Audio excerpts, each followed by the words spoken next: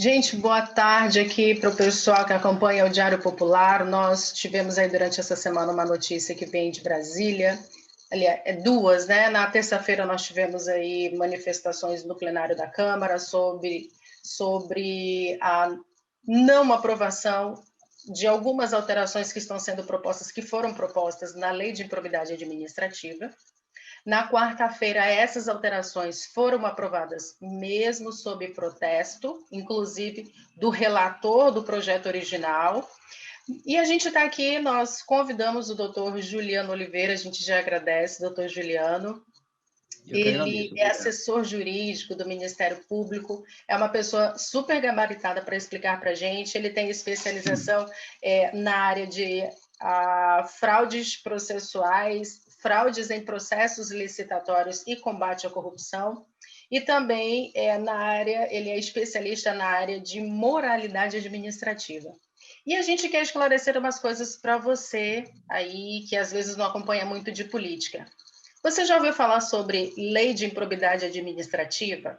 Você sabe o que é um ato de improbidade? A gente está aqui com o doutor Juliano, que nos atendeu super bem, para explicar para a gente, numa linguagem mais simples, para a gente entender. Doutor Juliano, as pessoas querem saber o que é um ato de improbidade administrativa. Para clarificar o que é ato de improbidade administrativa, é necessário que as pessoas entendam que o agente público, o agente político, o servidor público municipal, estadual, federal, estes têm obrigação de zelar pelo patrimônio público, ok, Elisa? Obrigam-se a aplicar os princípios que regem a nossa administração pública, moralidade administrativa, princípio da legalidade, princípio da eficiência do serviço público, o dever de honestidade com a coisa pública, né? E ao passo que estes agentes públicos descumprem as normas, violam estes princípios constitucionais, agem de forma desonesta, muito provavelmente este deverá praticar um ato de improbidade administrativa. O gestor público, o agente público, que atua de forma desonesta, detraindo o erário público, violando alguns princípios, estaria, muito provavelmente, praticando um ato de improbidade administrativa. Ok. O senhor pode dar assim um exemplo onde eu possa, como gestora pública, por exemplo, incorrer num ato de improbidade? O gestor público que recebe aquele crédito, objeto de um convênio, para poder executar uma obra e deixa de executar, ele estará, muito provavelmente, incorrendo no atuar ímprobo, né? Estaria praticando um ato de improbidade administrativa. A lei de improbidade administrativa, ela traz a possibilidade do gestor cometer esse ato, a configurar o ato de improbidade administrativa, mediante ação ou omissão. Como eu comentei no início aqui para o pessoal se situar um pouquinho mais, na terça-feira houve uma proposta de fazer alterações nessa lei que regula as práticas administrativas, né, a administração pública no Brasil. Na quarta-feira foi votada, né, foi aprovada que as mudanças sugeridas acontecessem sob protesto. O senhor, como atuando no Ministério Público como assessor jurídico, é o Ministério Público quem fiscaliza o poder público ou tem algum outro órgão da justiça que seja responsável por essa fiscalização, além dos tribunais de contas? Então, nós temos toda atividade de controle externo e interno, né?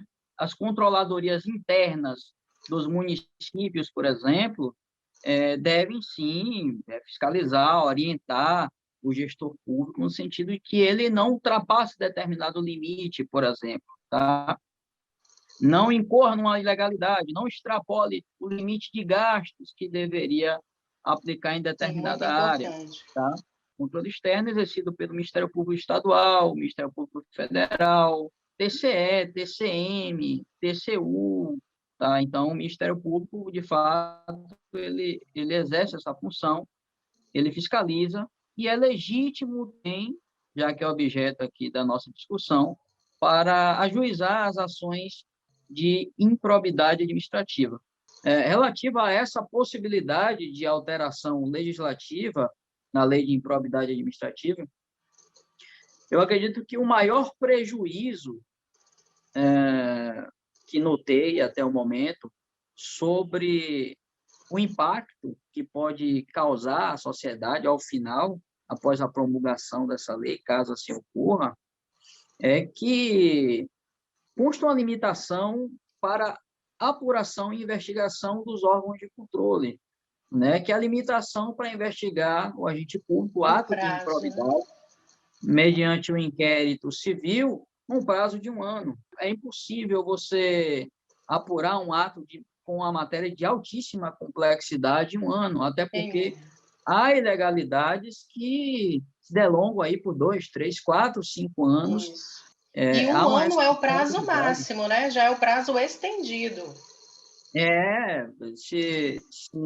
Me parece que no dispositivo fala que ultrapassado o prazo de 180 dias prorrogáveis o inquérito civil por mais 180, se não ajuizar, vai ter de arquivar devidamente fundamentado, entendeu? Então, eu acho que esse é o maior prejuízo perante a sociedade, porque, assim, os órgãos de controle ficarão limitados e a população notará a liquefação da capacidade de investigação do combate à corrupção. Essa alteração na investigação, no prazo de investigação dos atos de improbidade, assim como a limitação também do que é o ato de improbidade, proposta que seja estritamente doloso, né? Que haja o dolo mesmo, se só pensou... Não, tem que ser totalmente doloso. E a redução do prazo flexibiliza ou flexibilizaria, então, os atos de corrupção, me deixaria, assim, mais tranquila para que eu, então, pudesse incorrer na prática de atos desonestos? Porque, além de toda a matéria de fato, toda a instrução procedimental de apuração de um ato de improbidade administrativa, o judiciário, os investigadores, o magistrado, que vai julgar o possível processo de ato de uma ação civil pública, de ato de improbidade administrativa, ele vai ter de fazer prova também do elemento subjetivo, que é o ato doloso, enquanto que a legislação vigente, a 8429/92, ela admite a modalidade culposa e a modalidade dolosa, né? E não é fácil extrair-se o dolo do agente público, que teria ali a vontade livre e consciente de praticar tal ilegalidade, né? Então, não é fácil extrair esse elemento subjetivo para, daí, configurar, de fato, o ato de improbidade administrativa. Doutor Juliano, a gente agradece, nós vamos continuar acompanhando o desenrolar, o desdobrar aí, o projeto agora vai para o Senado, né? Para a gente, é bem provável que passe pelo Senado também. A gente agradece seu trabalho aí na área do Ministério Público, que é um trabalho extremamente importante, né? É um dos órgãos mais importantes da Justiça, muito acessível, inclusive, ao cidadão. E a gente conta com o senhor para outras ocasiões, sendo possível, voltar aqui para esclarecer para a gente outras situações, outros fatos da área jurídica e que impliquem diretamente na nossa vida. Ok, obrigado, disponham. Até mais. Até mais.